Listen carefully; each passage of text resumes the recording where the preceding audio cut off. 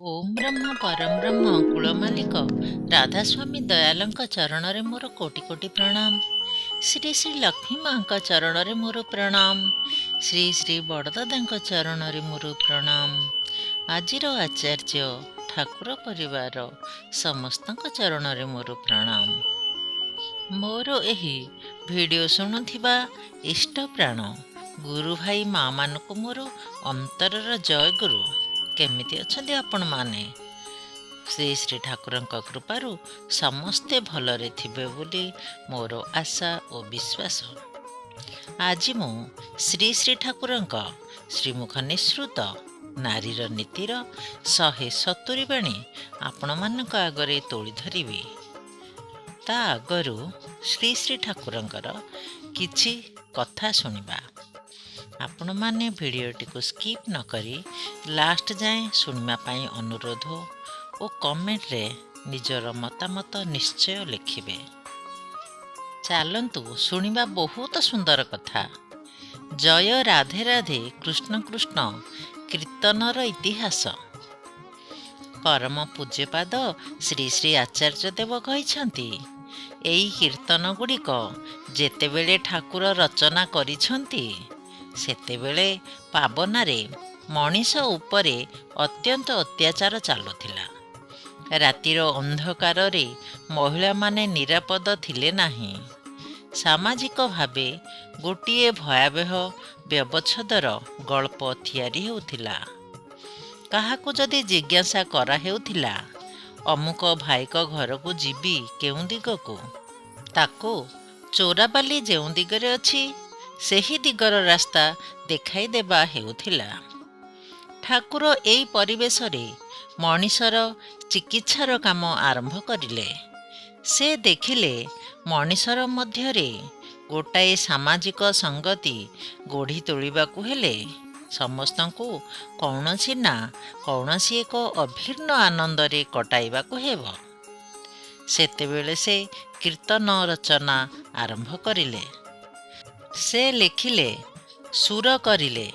ଗୋଟିଏ ଅଞ୍ଚଳର ମଣିଷମାନଙ୍କୁ ଶିଖେଇ ଦେଇ ପାର୍ଶ୍ୱବର୍ତ୍ତୀ ଅନ୍ୟ ଦଳରେ ପୁଣି ଆଉ ଗୋଟିଏ କୀର୍ତ୍ତନ ପ୍ରଚାର କରିଲେ। ସେମାନେ ଏଇ ରକମ ଗାଇଛନ୍ତି ତୁମମାନଙ୍କ ପାଇଁ, ତୁମେମାନେ ବି ଗାଅ। ସେ ଲେଖିଦେଉଥିଲେ କିନ୍ତୁ ନିଜର ନାମ ଗୋପନ ରଖୁଥିଲେ। ଏଇଆ କରି ଧୀରେ ଧୀରେ ପ୍ରତ୍ୟେକଟା ଗ୍ରାମରେ ଅଞ୍ଚଳରେ ମଣିଷର ମଧ୍ୟରେ କୀର୍ତ୍ତନର ଜୁଆର ଉଠିଲା। ଏଇ କୀର୍ତ୍ତନ ମଣିଷକୁ ଅଦ୍ଭୁତ ଭାବେ ସୁସଂହତ ସୁସମ୍ବନ୍ଧ କରି ତୋଳିଲା। ଏମିତି ହିଁ ସମୟରେ ଜୟ ରାଧେ ରାଧେ କୃଷ୍ଣ କୃଷ୍ଣ ଗୀତ ଲେଖା ଗୀତଟି ତୁମୁଳ ଭାବେ ମଣିଷ ଗାଇ ଗାଇ ପ୍ରଚଳିତ କରି ତୋଳିଲେ। ସହଜ ବୋଲି ରହିଯାଇଛି। ବହୁ ବର୍ଷ କଟିଯାଇଛି। ଠାକୁର ପାବନାରୁ ଦେଓଘର ଚାଲି ଆସିଛନ୍ତି। ଏଠାକୁ ଅପରେଶ ଲାହାଡ଼ି ସୁରକାର ବାପି ଲାହାଡ଼ିଙ୍କ ପିତା ଥରେ ଆସିଥିଲେ। ସେତେବେଳେ ସେ ଏହାର ନୂତନ କରି ସୁର ପ୍ରୟୋଗ କରିଥିଲେ। ସେତେବେଳେ ପ୍ରାର୍ଥନା କରୁଥିଲେ ଅନିଲ ରାହା। ଠାକୁରବାଡ଼ିରେ ଯେଉଁଠାରେ ପ୍ରାର୍ଥନା ହୁଏ ସେଠାରେ ପ୍ରାର୍ଥନା ପରେ ବଡ଼ଦାଙ୍କ ସାମ୍ନାରେ ଥରେ ନୂତନ ସୁରରୂପିତ ଏହି କୀର୍ତ୍ତନ ଗାନଟି ଗାଇ ଉଠିଲେ। ସେତେବେଳେ ସେଠାରେ ଆଶ୍ଚର୍ଯ୍ୟ ଏକ ଭାବଗମ୍ଭୀର ପରିବେଶ ସୃଷ୍ଟି ହୁଏ, ଯାହାଙ୍କୁ ଘେରି ସବୁକିଛି ତାଙ୍କ ସୃଷ୍ଟି। ଏହି ଗାନଟି ଗାଇବା ଶେଷ ହେଲେ ଏମିତି ଗୋଟିଏ ଆଲୋଡ଼ନ ତିଆରି କରିଲା ସମସ୍ତଙ୍କ ମଧ୍ୟରେ ଯେ ସମସ୍ତେ ଯେମିତି ମୁହୂର୍ତ୍ତରେ ପାବନାର ସେଇ ଅତୀତ ଦିନଗୁଡ଼ିକୁ ଫେରିଗଲେ। ପରଦିନ ବି ପୁଣି ପ୍ରାର୍ଥନା ପରି ଏହି ଗାନଟି ଗାଇବା ହେଲା। ଏଇ କରି ହିଁ କୀର୍ତ୍ତନଟି ପ୍ରାର୍ଥନା ସଙ୍ଗୀତରେ ଯୋଡ଼ିଗଲା ଚିରକାଳୀନର ଭାବେ। ଜୟଗୁରୁ। ଶୁଣିଲେ ତ କେତେ ସୁନ୍ଦର ଭାବେ ଆମର ଜୟରାଧେ କୀର୍ତ୍ତନ ଯୋଡ଼ି ହୋଇଛି। ଏବେ ଆମେ ଶ୍ରୀ ଶ୍ରୀ ଠାକୁରଙ୍କ ଶ୍ରୀମୁଖ ନିଃସୃତ ନାରୀର ନୀତିର 170 ବାଣୀ ଶୁଣିବା। ନାରୀର ନୀତି 170 ବାଣୀ। ପଦ ସ୍ଖଳନ। ତୁମେ ଯଦି ସ୍ଖଳିତ ପଦ ହୋଇ ବି ଥାଅ, ଭ୍ରଷ୍ଟତା ଯଦି ତୁମକୁ ଆକ୍ରମଣ କରିବି ଥାଏ, ଭୟ ନାହିଁ। ତୁମର କରିବାର ଢେର ଅଛି।